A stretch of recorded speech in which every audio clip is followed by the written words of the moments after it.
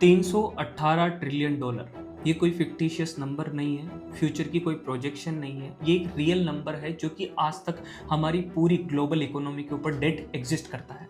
पर इसके अंदर कमाल की बात यह है कि इसके एवज में ना हमने सिर्फ और सिर्फ 105 ट्रिलियन डॉलर की वैल्यू जनरेट करी है। इसका मतलब क्या है कि अगर आप $1 का कुछ काम कर रहे हो तो उस $1 को हेज करके आप $3 का लोन ले रहे हो और उस $4 को आपने खर्च कर दिया।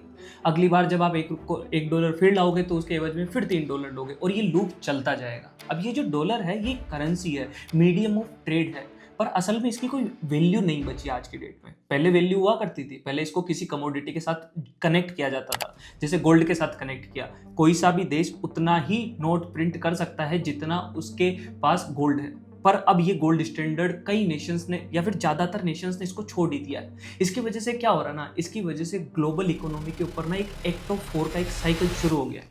ये ग्लोबल इकोनॉमी पे 4 एक्ट क्या है, इस चीज को ध्यान से समझते हैं। ये एक ऐसा सिनारियो बनता है जो हिस्ट्री में आप अभी नहीं कई बार रिपीट हुआ। बड़े बड़े एम्परर जो सिविलाइजेशंस हुई ना, वहाँ पे ये एक्ट ऑफ 4 शुरू हुआ, ये पूरी की पूरी तरह कंप्लीट हुआ, जिसकी वजह से उन सिविलाइजेशंस को खत्म होना पड़ा। जहाँ पे हमारी रोम सबसे बड़ी एग्जाम्पल है। एक एक करके इन सभी एग्जाम्पल को भी समझेंगे, पर इस चीज़ से पहले हमें ये चीज़ समझने की जरूरत है कि एक्ट ऑफ 4 होता क्या है, काम कैसे करता है, और आज हम इस चीज़ का डिस्कशन क्यों कर रहे हैं। असल तौर पर आज हम इस चीज का डिस्कशन इसलिए कर रहे हैं ना भाई, क्योंकि अगर एक्ट ऑफ 4 कंप्लीट हो जाता है ना तो वहां पे ना आपकी पूरी इकोनॉमी रीसेट हो जाती है। आपकी जो पेपर करेंसी है जिसके लिए आप दिन रात भाग रहे हो उसकी कोई वैल्यू नहीं बचती। आप जो काम कर रहे हो उसके रिटर्न में जो आपको वैल्यू मिल रही है ना, वो एक्चुअल नहीं है, वो एक इल्यूजन बन के रह जाता है। इसी चीज को अगर आप जल्दी आइडेंटिफाई कर लेते हो कि ये सब चीज शुरू होने वाली है, अगर आप इस चीज को जल्दी आइडेंटिफाई कर लेते हो ना, तो आप आपके जो पैसे हैं उनको एक इल्यूजन ऑफ मनी से, पेपर करेंसी से निकाल कर रियल एसेट खरीदते हो, मतलब गोल्ड, सिल्वर, क्रूड ऑयल या फिर लैंड। और 2025 इस चीज का सबूत है कि सारी की सारी कमोडिटीज अपने ऑल टाइम हाई के ऊपर खड़ी है। कॉपर जो कि बिलियंस ऑफ डॉलर की इंडस्ट्री है, वो एक दिन के अंदर 11% ऊपर भाग जाती है। सिल्वर एक साल के अंदर 100% से ज्यादा रिटर्न दे देता है, और गोल्ड 1-2 सालों के अंदर ही 100% से ज्यादा का रिटर्न पूरी दुनिया के सामने रख देता है। ये चौंकाने वाली बात है। ये कोई आम बात नहीं है कि सारी की सारी कमोडिटीज ऊपर भाग रही है। ये कहीं ना कहीं एक्ट ऑफ 4 है ना, इस चीज को कंप्लीट करने की तरफ चल रही है। तो इसी चीज के आगे बढ़ते हुए हम ना पहले चारों एक्ट को समझते हैं। शुरू करते हैं एक्ट नंबर 1 से। एक्ट नंबर 1 के अंदर क्या होता है ना, कोई भी सिविलाइजेशन अपनी सबसे पहली कमोडिटी या फिर एक करेंसी इंट्रोड्यूस करती है। अगर आप मॉडर्न करेंसी की बात करो तो जैसे हमने एक पेपर करेंसी इंट्रोड्यूस करी कि एक देश उतनी ही पेपर करेंसी बनाएगा जितना उसके रिजर्व के अंदर गोल्ड रखा हुआ है। ये पहला स्टेप होता है जो कि हम काफी सालों पहले ही इस चीज को शुरू कर चुके हैं। ठीक है, जब ये चीज शुरू होती है तो इसके बाद आता है एक्ट नंबर 2। जब भी किसी सिविलाइजेशंस के ऊपर प्रेशर आता है, कोई इकोनॉमिकली डिजास्टर हो जाता है, नेचुरल डिजास्टर हो जाता है, या एक देश को दूसरे देश के साथ वॉर लड़नी पड़ जाती है ना, तो इनको और ज्यादा पैसा चाहिए होता है। तो इस टाइम ये लोग क्या करते हैं ना, ये लोग अपने इस पैसे के फ्लो को बढ़ाने के लिए जो पेपर करेंसी आज के डेट में यूज कर रहे हैं ना, या फिर किसी भी मीडियम की करेंसी को ये लोग ना फ्लो बहुत ज्यादा करने लग जाते हैं। मतलब अब गवर्नमेंट उतना ज्यादा पैसा प्रिंट कर देगी जितना तो उनके पास एग्जिस्ट में गोल्ड ही नहीं करता। मतलब कि पहले हमने ये तय किया कि हम उतना ही पैसा प्रिंट करेंगे जितनी हमारे पास वैल्यू है, पर अब क्या हो रहा है ना, इकोनॉमी को चलाने के लिए, वॉर के अंदर लड़ते रहने के लिए, सैनिकों को अपनी सैलरी देने के लिए, किसानों को खेती करने के लिए, सीड इंपोर्ट करने के लिए हम लोग ना क्या किया, गोल्ड स्टैंडर्ड को छोड़ दिया और अब अपनी मन मर्जी से अपन पैसा प्रिंट करने लग जाते हैं। यहाँ से एक्ट 3 शुरू होता है। एक्ट 3 के अंदर क्या होता है ना, आपकी जो इन्फ्लेशन है वो धीरे धीरे बढ़ने लगती है, आपकी परचेजिंग पावर कम होने लगती है। आप जहाँ पे 100 रुपए देखे आज कोई चीज खरीद रहे हो तो जस्ट कुछ दिनों के बाद ही ना आपको सेम चीज को, सेम क्वांटिटी को खरीदने के लिए डबल पैसा पे करना पड़ता है। ये एक बार नहीं हुआ, ये कई बार हुआ है। आज की डेट में भी वेनेजुएला ऐसी चीजों से सफर कर रहा है।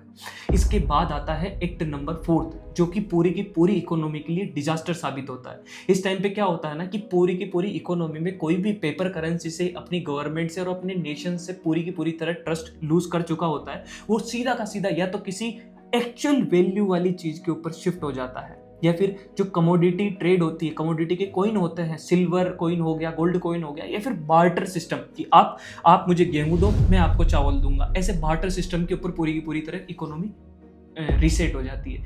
इस टाइम पे ना फिर से एक नई करेंसी इंट्रोड्यूस करी जाती है और ये एक्ट ऑफ 4 फिर से इसका लूप शुरू हो जाता है। आज की डेट में अगर आप देखोगे ना तो हम किसी न किसी तरीके से ना एक्ट नंबर 3 के अंदर खड़े हैं। ये मैं नहीं करा कि कई सारे एक्सपर्ट करें कि आज हम इकोनॉमी को रिस्टार्ट करने वाले एक्ट नंबर 3 के अंदर खड़े हैं, ठीक है।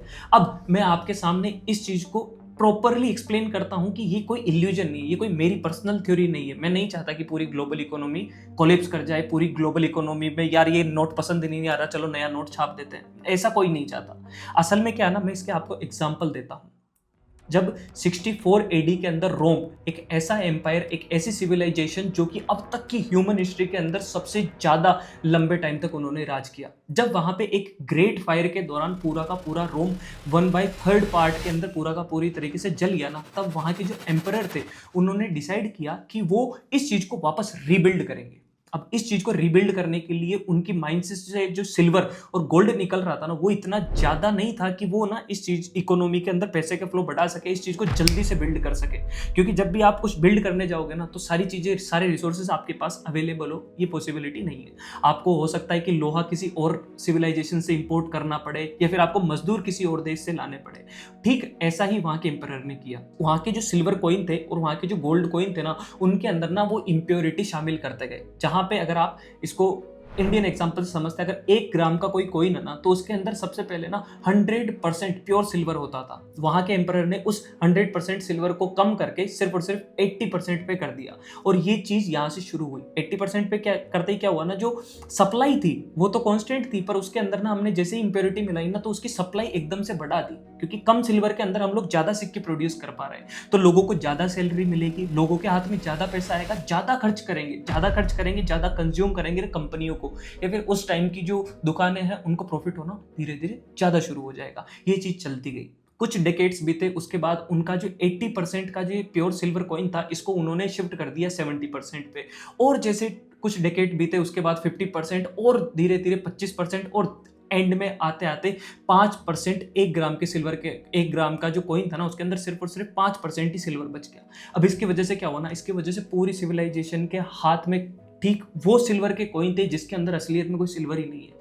अब वो सिर्फ और सिर्फ एक ऐसा ब्रोंज कॉइन बन गया था जिसके ऊपर सिल्वर की लेयर लगी हुई है, जिसकी वजह से क्या हुआ ना, जब रोम अपनी आखिरी के दिनों में जब वॉर लड़ रहा था तो वहां के जो सैनिक थे ना उन्होंने ही अपने नेशन के साथ विद्रोह कर दिया और उन्होंने उस कॉइन को एक्सेप्ट करने से भी मना कर दिया कि ये तो कचरा, हम इसको क्यों एक्सेप्ट करें, ये तो हमारे पास ही पड़ा हुआ है। तो वो पूरी की पूरी सिविलाइजेशन हमेशा की तरफ बार्टर सिस्टम के ऊपर शिफ्ट हो गई।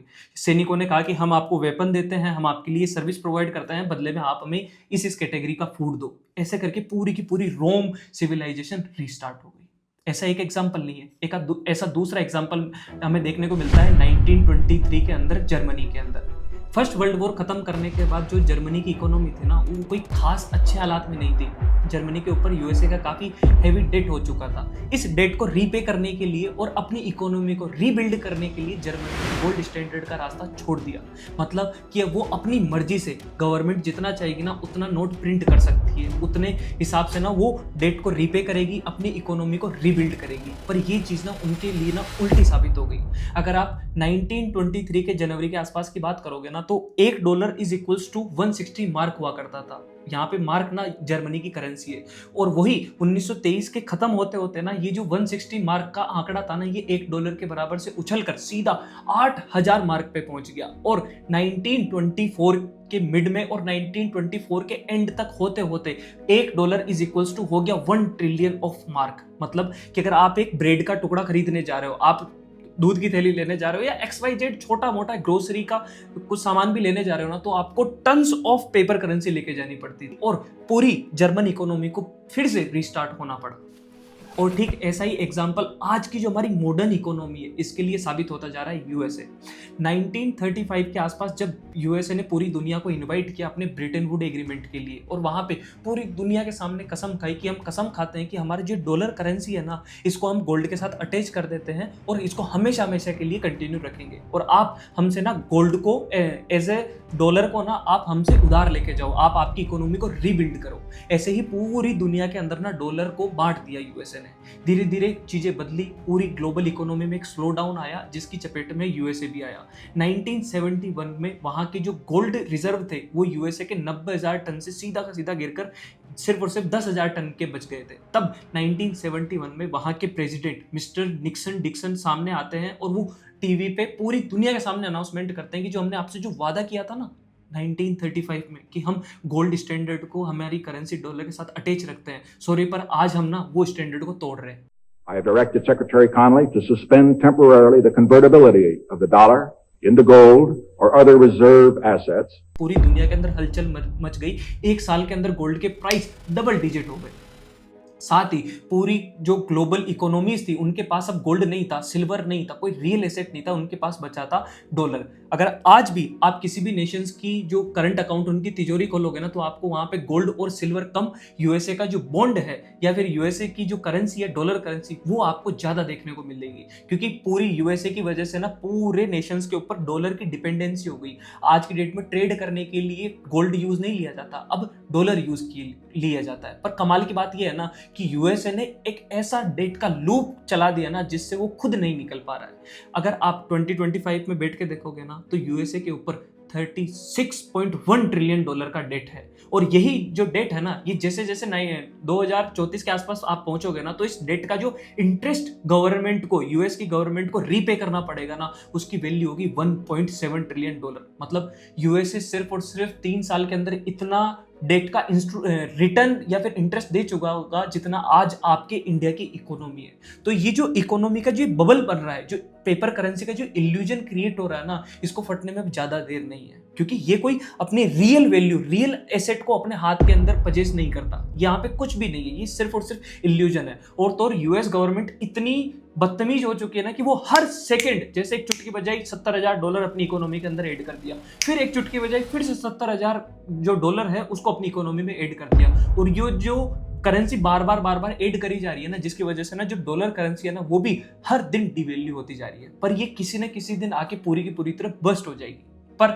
हम इस बारे में क्यों डिस्कस कर रहे हैं? हमें इससे क्या फर्क पड़ता है या हम इस चीज का क्या बिगाड़ सकते हैं? हमको यूएस गवर्नमेंट को तो समझा नहीं सकते कि नहीं यार आप करेंसी की डिवैल्यू मत करो, नहीं हम ऐसा कुछ नहीं कर सकते। पर हम एक समझदारी वाला स्टेप ले सकते हैं कि जो रियल एसेट है, हम हमारे पैसे को, जो इल्यूजन ऑफ मनी का जो बबल बना हुआ ना, इससे निकाल कर हम उस पैसे को ना सही जगह पे इन्वेस्ट कर सकते हैं। हम हमारी जो रियल एसेट्स है, जो सिल्वर है, गोल्ड है, कॉपर है, ऐसी मल्टीपल कमोडिटीज उनके अंदर इन्वेस्ट कर सकते हैं। साथ ही आज की जो मॉडर्न टेक्नोलॉजी के हिसाब से जो नया और बेटर ऑप्शन बनता जा रहा है कि जो हमें फ्यूचर के अंदर जब भी करेंसी रिप्लेस करने की जरूरत पड़ेगी, वो हमारी नई फ्यूचर करेंसी बनेगी crypto currency, bitcoin, Ethereum, Solana, ऐसी कई सारी क्रिप्टो करेंसी जो कि हमारे लिए ना एक नया ऑप्शन बनेगी। तो अब आप आपकी राय हमारे कमेंट सेक्शन बॉक्स में जरूर बताइए कि आपको क्या लगता है कि जो नई करेंसी है क्या वो क्रिप्टो करेंसी बनेगी या नहीं बनेगी। और ये जो पूरी एक्ट ऑफ 4 की जो थ्योरी है क्या ये आज आपको सही साबित होती हुई दिख रही है? क्योंकि